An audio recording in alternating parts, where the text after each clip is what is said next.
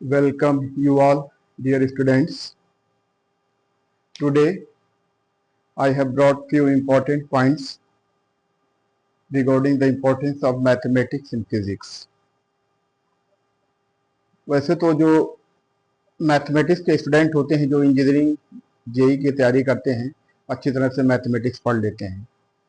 Intermediate तक काफ़ी पूरा कंप्लीट मैथमेटिक्स का पूरा कोर्स पढ़ते हैं। लेकिन नीट के एग्जामिनेशन की जो तैयारी करते हैं, बच्चे बायोलॉजी के होते हैं जिनकी हाई स्कूल के बाद मैथमेटिक्स से उनका वास्ता ख़त्म हो जाता है। लेकिन फिजिक्स जो एक ऐसा सब्जेक्ट है कि अगर आपने बेसिक नॉलेज आपके पास है फिजिक्स का, मैथ का, तो आप काफ़ी हद तक अपने स्कोर को इम्प्रूव कर सकते हैं। Elementary idea of basic mathematics is must for physics. तो अगर मुझे पूरी उम्मीद है कि अगर आपने मैथमेटिक्स का बेसिक नॉलेज है, यानी फ्रॉम वेरी बिगिनिंग जो भी आप पढ़ते हैं फिजिक्स मैथमेटिक्स में, अलजेब्रा से लेकर के हायर मैथमेटिक्स तक, कैलकुलस, ट्रिग्नोमेट्री, कोऑर्डिनेट ज्योमेट्री, जिसमें 2D 3D सब आता है, सबका यूज आपके इसमें फिजिक्स में जरूर पड़ता है। तो आपको पूरा कोर्स तो नहीं, पूरा सिलेबस तो नहीं आपका मैथ का पढ़ना है, लेकिन एलिमेंट्री आइडिया जिसके अगर आप सीख लें तो उससे काफी कुछ सीख सकते हैं और मैथ फिजिक्स आपका काफी हद तक इंप्रूव हो जाएगा और आपका स्कोर भी काफी बढ़ जाएगा। तो इसलिए मैं, वैसे जो आप हाई स्कूल तक तो सभी लोग पढ़े रहते हैं, अलजेब्रा भी, ट्रिग्नोमेट्री भी, थोड़ा बहुत जो कोऑर्डिनेट ज्योमेट्री के बारे में भी पढ़े रहते हैं। लेकिन कैलकुलस एक ऐसा सब्जेक्ट है जिसकी शुरुआत इंटरमीडिएट से होती है। तो इंटरमीडिएट में जो बच्चे बायोलॉजी के होते हैं, जो नीट की तैयारी करते हैं, तो नहीं पढ़ते हैं। तो बेसिकली मैंने उन्हीं के लिए ये पॉइंट जो है, ये कोर्स जो मैंने तैयार किया है आज का। तो अगर आप इसको अच्छी तरह से पढ़िए, आपको सिर्फ मैथमेटिक्स नहीं पढ़नी है, उस फार्मूलेस को पढ़ना है, उस रूल्स को पढ़ना है जिसका आपको यूज पड़ता है। और मैंने उन सारे रूल्स को करीब करीब ले लिया है जिसका यूज आपके फिजिक्स में पड़ेगा। उसको आप अच्छी तरह से याद कर लीजिए। कुछ फार्मूलेज हैं, आपको पूरा मैथमेटिक्स डिटेल में नहीं जाना है, बेसिक एलिमेंट्री आइडिया पढ़नी है। तो ठीक है, बिना किसी देरी किए हुए हम जो है शुरुआत करते हैं कैलकुलस। वैसे तो कैलकुलस एक मैथमेटिक्स अलग से ब्रांच है। इंटरमीडिएट में जो बच्चे पढ़ते हैं कैलकुलस, उनका एक अलग से पेपर ही हो जाता है जिसमें डिफरेंशिएशन, इंटीग्रेशन एटसेट्रा ये सब रहता है। लेकिन कैलकुलस में कुछ बेसिक फार्मूले हैं जिसमें डिफरेंशिएशन में हो चाहे इंटीग्रेशन में हो, मैं उन्हीं को लेकर के आपको कुछ पॉइंट पे डिस्कस करूंगा। और आप इसको अगर लेक्चर को अच्छी तरह से पढ़ेंगे तो बिल्कुल समझ जाएंगे और उसको आप फिजिक्स में जहां जरूरत पड़ेगी उसको अप्लाई भी कर सकते हैं। तो बिना किसी देरी के हम शुरुआत करते हैं आपके पॉइंट को। Okay, let's start now without any delay. Thanks.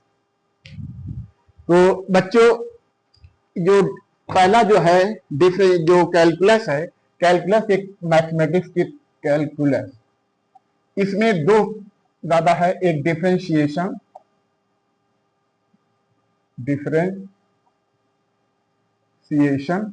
दूसरा है इंटीग्रेशन।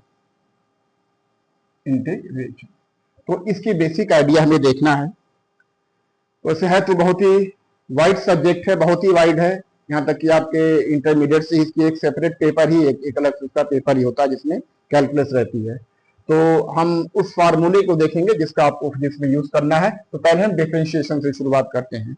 डिफरेंशिएशन का जो मतलब होता है, जैसे कोई फंक्शन है y इज इक्वल टू, थोड़ा मैं आइडिया दे दे रहा हूँ आपको पहले आपने पढ़ा होगा, फंक्शन के बारे में पढ़ा होगा और वेरिएबल के बारे में पढ़ा होगा, कांस्टेंट के बारे में सब आप जानते होंगे। y कोई फंक्शन है जिसमें सपोज कर लिए x square plus 2x minus 1। तो अगर इसमें x की वैल्यू चेंज होती है तो y की वैल्यू भी हमारी चेंज होगी। तो जो x है ये इंडिपेंडेंट वेरिएबल है और y जो है हमारा डिपेंडेंट वेरिएबल्स है। यानी अगर हम एक ग्राफ खींचते हैं तो x और y के बीच में, ये सपोज कर लिए x है, x एक्सिस है, ये y एक्सिस है, और मान लिया कि हमारा जो ग्राफ है ऐसे है, ये एक कर्व है जो y और x के बीच में खींचा गया है। तो इस पे हम क्या करते हैं, अगर हम किसी एक पॉइंट पर, जैसे सपोज कर लिए हमारा पॉइंट कोई x था, यहाँ पर ये हमारा वर्जिन है, ये हमारा पॉइंट x था, और यहां से जो है हमारा x बढ़ करके हमारा x प्लस डेल्टा x हो गया है। और यहां पर ये मान लिया हमारा ये था y था, और यहां पर जो हमारा था ये y प्लस डेल्टा वाई हुआ है, यानी x चेंज हुआ है x प्लस डेल्टा x से, और y चेंज हुआ है y to delta y plus delta, इस तरह से चेंज हुआ है। तो इन दोनों में जो चेंज हो जाए, जो रेट ऑफ चेंज होता है, रेट ऑफ चेंज जो होता है यही हमारा कहलाता है rate of change of y with respect to x, इसी को हम कहते हैं डिफरेंशिएशन। और इस डिफरेंशिएशन को हम रिप्रेजेंट करते हैं dy बाई dx से, dy बाई dx, यानी dy by dx is also defined as limit delta x tends to 0 delta y upon delta x। और जो ज्योमेट्रिकल इंटरप्रिटेशन है dy by dx, dy by dx is also known as tan theta, slope of the curve, slope of the curve, slope of the curve। यानी ये जो slope हमारा था, ये देखिए अगर हमें इसको ट्रायंगल कंप्लीट कर दें, छोटा सा ये आर्क बना हुआ है, तो इसमें अगर ये हमारा है a है, ये b है, ये c है, ये एंगल हमारा इस पे किसी एक पॉइंट पे हम टेंजेंट अगर ड्रा करते हैं, ये थीटा है, तो जो हमारा tan थीटा होगा ये BC अपॉन AB, यानी delta y upon delta x, यही हमारा क्या कहलाता है, tan डिफरेंशिएशन कहलाता है।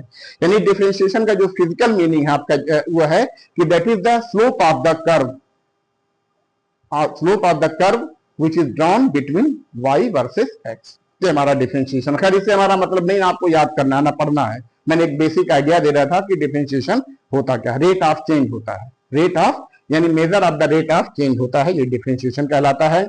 इसमें जो कुछ फार्मूले हैं उस फार्मूले को हमें देखना है, उस पर ज्यादा ध्यान देना है, तो जरा इसको अच्छी तरह से फार्मूले को पढ़िए, इसको याद कीजिए, क्योंकि ये सब याद करने वाला है आपको, तो इतने सब फार्मूले सब याद ही होने चाहिए। ये सामने अलजेब्रा में किया है, ट्रिग्नोमेट्री में किया है, ज्योमेट्री में किया है, तो इसमें भी सब फार्मूले आपको याद करने पड़ेंगे। तो याद कर लेंगे, उसका एप्लीकेशन समझ लेंगे, एक दो प्रैक्टिस कर लेंगे, तो जहां पर भी आएगा, क्योंकि बहुत से क्वेश्चन ऐसे आते हैं कि जहां पर डायरेक्ट क्वेश्चन तो नहीं आएंगे डिफरेंशिएशन और इंटीग्रेशन से, लेकिन कुछ क्वेश्चन ऐसे आएंगे जिसमें इसका यूज जरूर पड़ेगा, काफी हद तक क्वेश्चन आते हैं। तो ठीक है, इसको आप चाहिए तो नोट कर लीजिए, मैं इसको मिटा रहा हूं। तो जो कुछ इंपॉर्टेंट फार्मूले हैं मैं उन फार्मूले को डिस्कस करना चाहूंगा। देखिए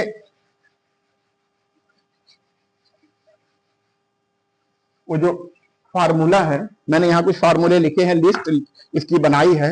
ये हमारा देखिए, ये हमारा है फंक्शन, यानी ये है y, इसको हम कहते हैं fx, ये हमारा है फंक्शन, ये हमारा उसका है डिफरेंशिएशन dy बाई dx, यानी डिफरेंशिएशन,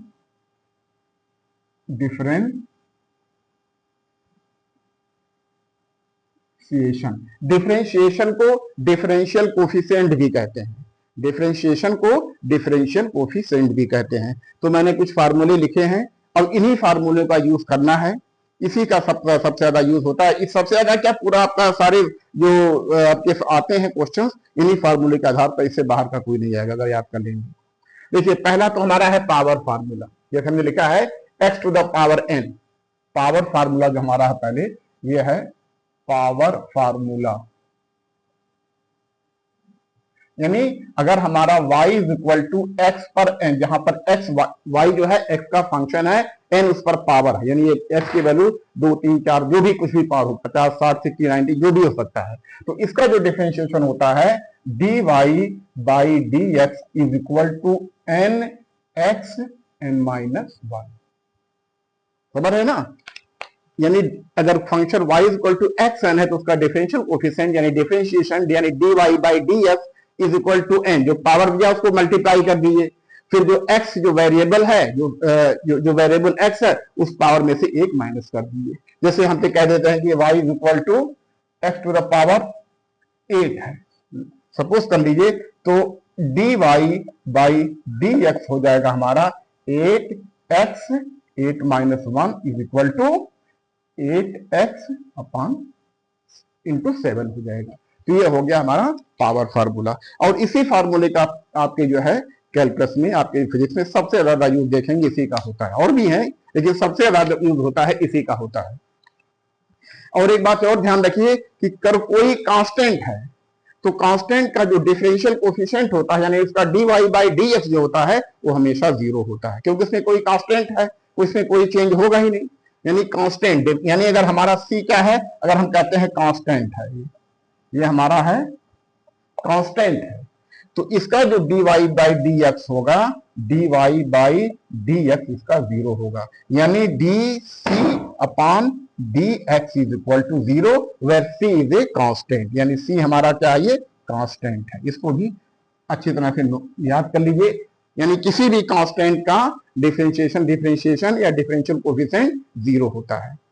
लेकिन अगर कोई फंक्शन है जो किसी कांस्टेंट से मल्टीप्लाई किया हुआ, जैसे हम कह देते हैं यही था y is equal to 3x to the power 8, y is equal to 3x to the power 8, तो इसका जो dy बाई dx होगा, dy बाई dx होगा, ये 3 इंटू 3 से मल्टीप्लाई करना पड़ेगा, यानी 3 से इसको मल्टीप्लाई करना पड़ेगा, फिर इसका जो डिफरेंशियल कोफिशिएंट आया है 8x पर 7, यानी 3 8 24 24x पर 7 का पावर होगा, ये होता है। यानी किसी डिफरेंशिएट अगर किसी उसका है ये अगर किसी कोई फंक्शन है, वेरिएबल है जो कांस्टेंट से मल्टीप्लाई किया गया है, तो उसका जो डेरिवेटिव आता है, जो डिफरेंशियल कोफिशिएंट आता है, dy बाई dx आता है constant multiplied by the differential coefficient of that function.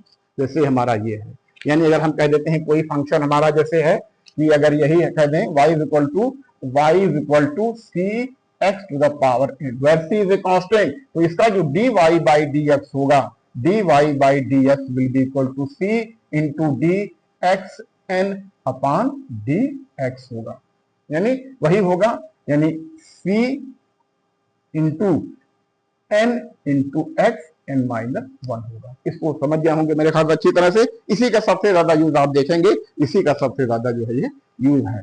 तो ये फार्मूले कुछ मैंने लिखा हुआ है, उसको आप देख लीजिए। जैसे ये x है, x to the power n है, इसका n x to the power n है। उसके बाद ट्रिग्नोमेट्रिक फंक्शन है, ट्रिग्नोमेट्रिक फंक्शन का आपको याद करना पड़ेगा, आपको इसमें याद करना पड़ेगा, किसी भी तरह से इसको आप याद कर लीजिए कि साइन, ये जो y इधर है हमारा साइन x है, तो इसका जो डिफरेंशियल कोफिशिएंट होगा dy बाई dx होगा cos x होगा।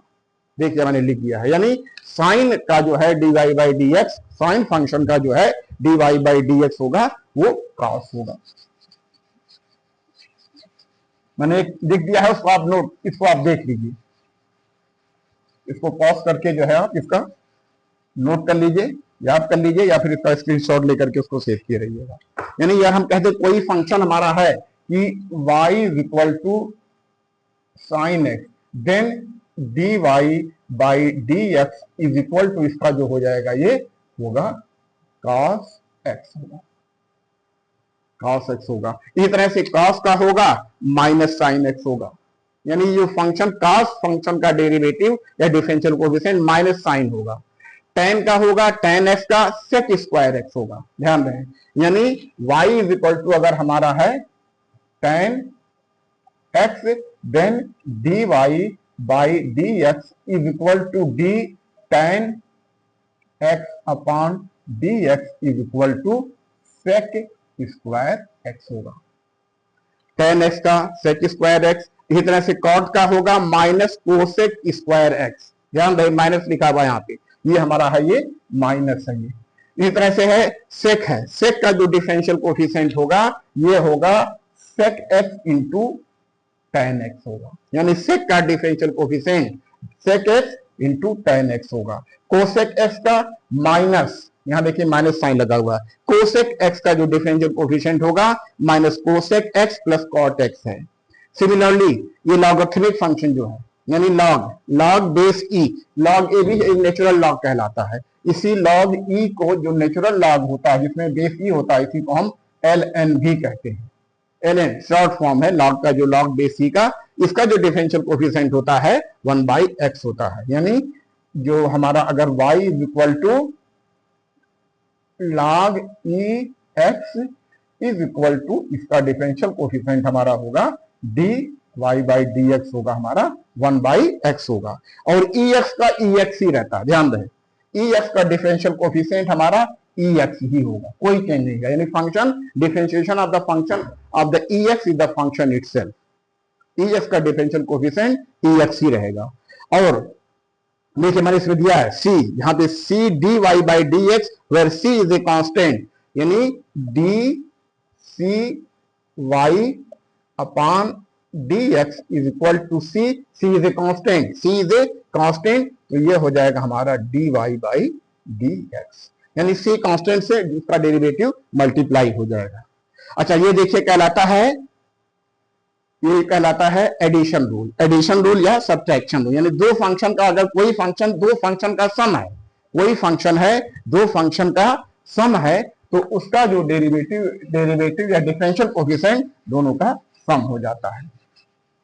इसको देखिए कि जैसे हम कहते हैं कि y is equal to u plus minus b, y u plus minus b, where u and v are the function of y with respect to, अगर u जो हमारा फंक्शन, u और v जो है फंक्शन, यानी y जो है दो फंक्शन का सम है या डिफरेंस है, तो इनका जो डिफरेंशियल कोएफिशिएंट होगा dy बाई dx, ये होगा du upon dx plus minus v, sorry dv upon dx होगा।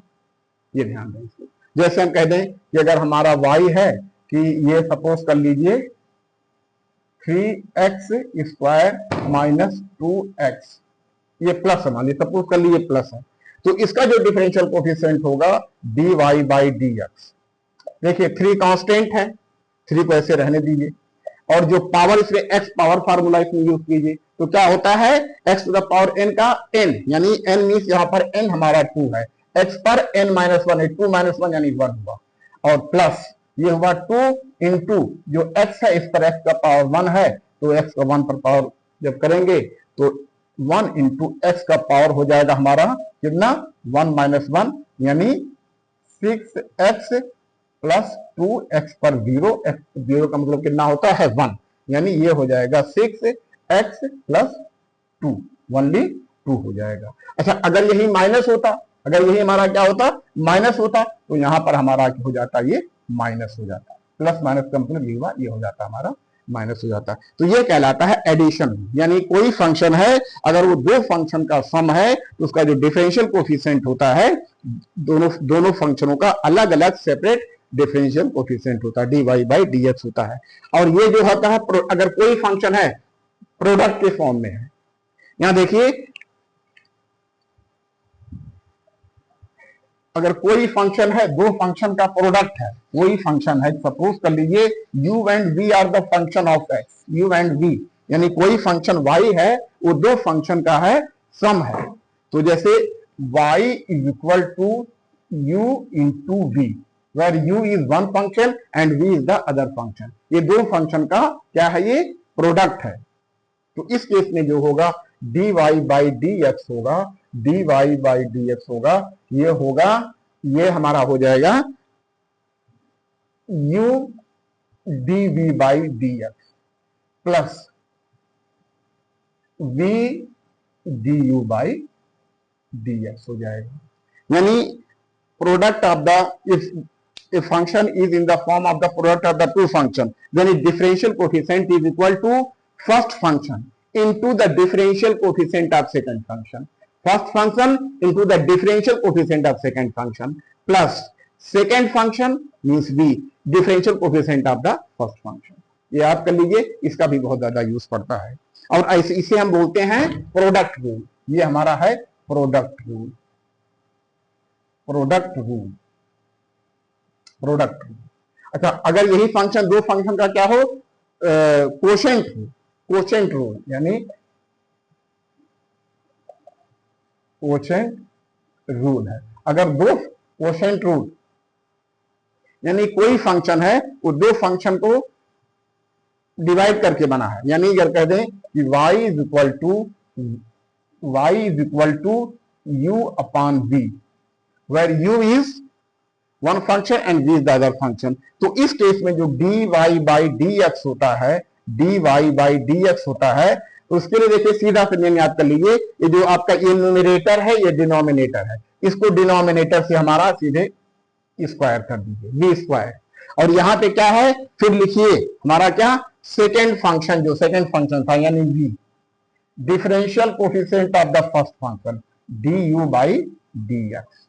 बीच में माइनस लगाना, प्लस नहीं लगाना, जैसे इसमें पहले प्लस प्लस था। और यहां फिर क्या करना है, फर्स्ट फंक्शन यानी u into d v by D x, d v by D x. तो इस तरह से देखेंगे आप जो हमारा ये कोशेंट का और प्रोडक्ट दोनों रूल का आपका जो है बहुत ही सिंपल है, डायरेक्ट फार्मूले पर करना है आपको। देखिए इन सारे, ये नहीं कि ऐसे फार्मूले लिख दिए गए हैं ऐसे ही बस रैंडमली, इन सब का डेरिवेशन है, लेकिन आपको डेरिवेशन नहीं पढ़ना है, क्योंकि तो मैथमेटिक्स में बच्चे पढ़ेंगे। इस सब का x to the power n का डिफरेंशियल कोएफिशिएंट लिखना होता है, साइन का ये होता है, कोसेक का ये होता है, सी यू का ये होता है, इस सब का प्रूफ है, प्रूफ भी इसका है। लेकिन आपको प्रूफ नहीं देखना, पूरा डेरिवेशन नहीं देख, पूरा उसको डिराइव नहीं करना है, सिर्फ आपको क्या देखना है, फार्मूला आपको में याद करना है। तो इस तरह से देखिए आपको काफी चीजें जो है समझ में आ जाएंगी। तो मैं कुछ और चीजों को बताऊंगा कि इसके एक दो फार्मूले और हैं। जैसे एक फार्मूला होता है, एक और देख लीजिए, इसको नोट कर लीजिए, इसको कहीं नोट कर लीजिए, इसको देख लीजिए। एक दो क्वेश्चन भी अभी मैं करा रहा हूं, इसको देखिए, प्रैक्टिस कीजिएगा, इसको रटने की कोशिश, इसको रट लीजिएगा। जैसे एक फार्मूला और होता है कि if y is equal to log e x, तो इसका जो होगा dy बाई डी एक्स होगा, ये 1 बाई एक्स होगा, ये होगा, हाँ वन क्या होगा, ये 1 बाई एक्स होगा।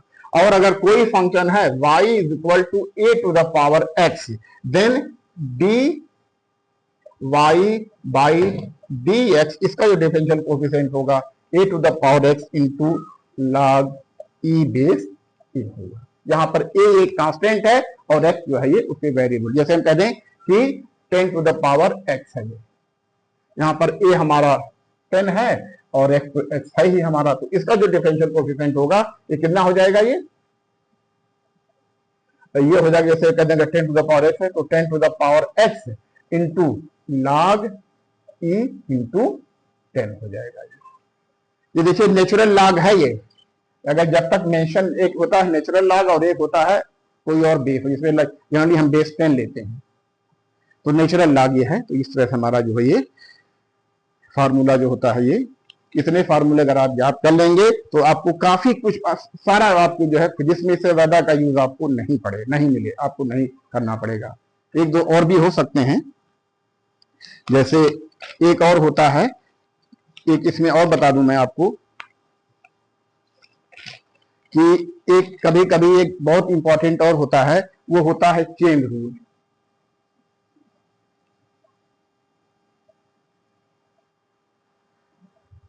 ये होता है चेन रूल।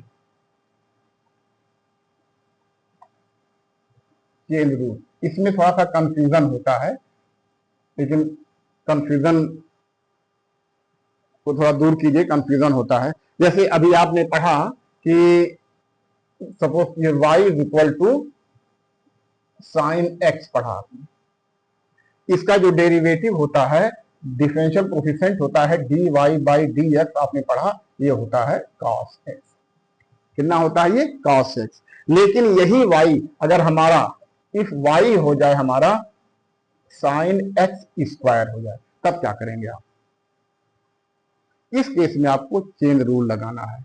यानी इसमें इस तरह का जो नियम कहता है, जो आपके कैलकुलस का जो नियम है, if y is a function of u, if y is a function of u and u is the function of x, यानी if y is the function of u and u is the function of x, तो उस case में क्या होता है, ये derivation जो होता है, जो जैसे देखिए यही है, इसको इसी में आपको रूल नहीं बताऊंगा, रूल नहीं समझाऊंगा, समझ लीजिए इसको।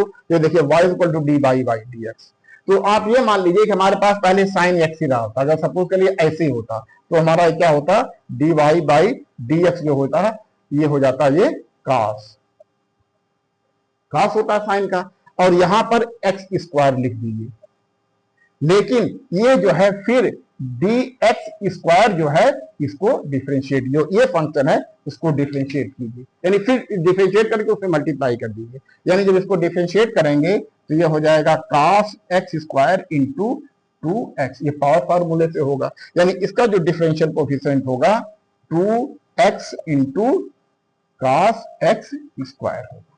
ध्यान दें 2x इंटू यानी y is equal to sine x square, y is equal to sine x square, इसका जो डिफरेंशिएशन होगा या डिफरेंशियल कोफिशिएंट होगा 2x into cos x square. ये यही हमारा कहलाता है चेन रूल। चेन रूल में ये कहलाता है कि जो अलजेब्रा जो उसका कैलकुलस का नियम है, y is a function of u and u is the function of x, then उस केस में क्या होता है dy by dx is equal to ये होता है ये होता है dy upon du into du upon dx होता है। dy upon du into du by dx, तो देखिए du इससे कट जाएगा, सिर्फ आपका बचेगा क्या dy बाई dx। लेकिन ये है हमारा, यही हमारा है चेन रूल है, चेन रूल है। जैसे आपने देखा कि लॉग जो होता है, लॉग जो है ई बेस एक्स का जो होता है कितना होता है 1 बाई एक्स होता है, 1 बाई एक्स होता है। लेकिन अगर इसी तरह से हम कर दें कि log e to the 2x square plus 4x minus 10 कर दें, सपोज कर यही इतना हम कर देते हैं इस तरह से, तो इसका जो डिफरेंशिएशन होगा, जो लॉग का नियम है, लॉग का जो फार्मूला तो रहेगा ही, जैसे लॉग एक्स इक्वल टू ये होता है, तो मान लीजिए सपोज कर लिए कुछ देर के बाद for the timing assume that कि जो हमारा y है ये हमारा इस तरह से है। तो इस केस में जो है इसको मान लीजिए कि हमारा सपोज कर लीजिए पूरा हमारा एक फंक्शन x ही होता है, x ही होता सपोज कर लिए, तो उसको हम क्या लिखते 1 बाई x, लेकिन x जो हम यहाँ पे कितना है हमारा दिया हुआ है यहाँ पे 2x, तो 2x लिखिए 2x square plus 4x minus 10, और इसको डिफरेंशिएट कर दीजिए, इसको डिफरेंशिएट कर दीजिए, इसको 2x square plus 4x minus 10 को जब इसको डिफरेंशिएट करेंगे तो 1 by 2x square plus 4x minus 10, इसका डिफरेंशिएशन होगा 2 into 2x plus 4 into 1 minus 0, यानी ये हो जाएगा हमारा 4x प्लस 4 अपान 2x square plus 4x minus 10 हो जाएगा। तो ये हमारा यही हमारा है चेन रूल है।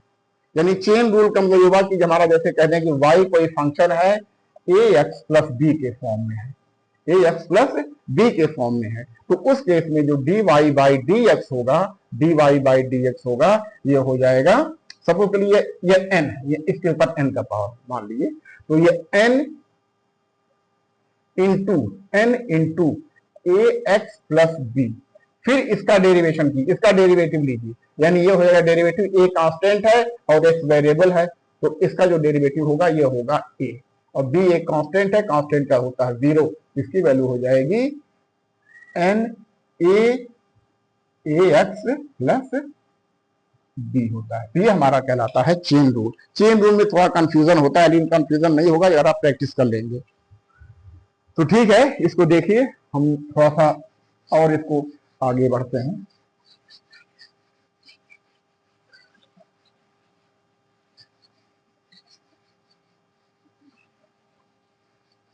इसको आगे बढ़ते हैं। अच्छा, एक और होता है डबल डेरिवेटिव।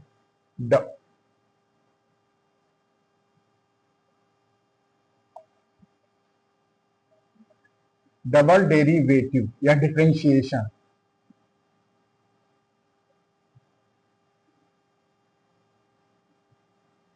इसका भी बहुत ज्यादा यूज होता है। ये काइनेमेटिक्स में होता है, जब हमारा जो टाइम के साथ जो वेरिएशन होता है डिस्प्लेसमेंट का, वो दिया रहता है, तो उसमें कभी वेलोसिटी निकालनी रहती है, एक्सेलरेशन भी निकालना रहता है, तो उस केस में इसका हम यूज करते हैं, या फिर मैक्सिमम मिनिमम में भी इसका यूज करते हैं।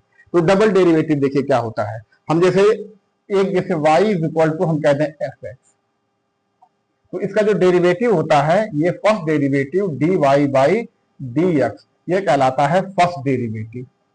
फर्स्ट डेरिवेटिव, देखो derivative means differentiation, derivative means differentiation या डिफरेंशियल कोफिशिएंट। और इसी का जो सेकंड डेरिवेटिव होता है, इसको लिखते हैं d square y upon d x square. ये होता है d upon d x into d Y by D x. इसी को हम कहते हैं d square y upon d x square होता है।